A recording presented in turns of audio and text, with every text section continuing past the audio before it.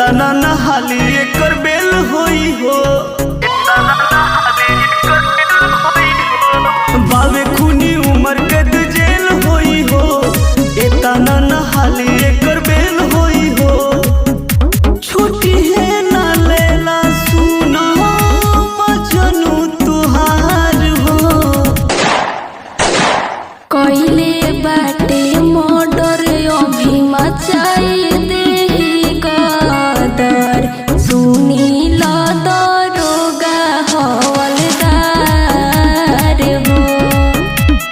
हवे अपराधी मुरैया हो।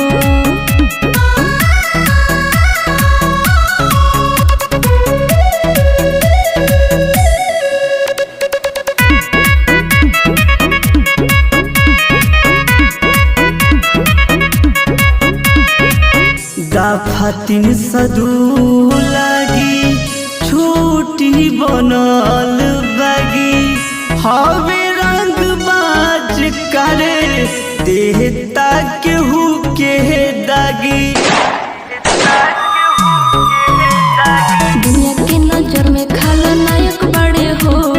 यार इनकर नेता विधायक बड़े हो। ओहे ना छोड़ावे खाती कौनो पैरदीदार हो। कइले बाटे मर्डर अभी मचाई दे कदर सुनील दरोगा हवलदार हो। हवे अपराधी मुरैया हो।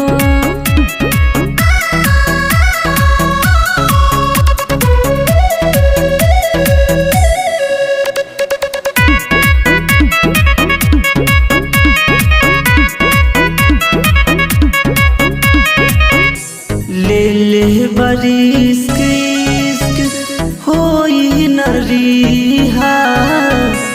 उड़ल कबूतर बनी कोट में पपीहा। जानत नहीं खोई अमर जीत यार के हो। तोड़ दी है जेल के दीवार के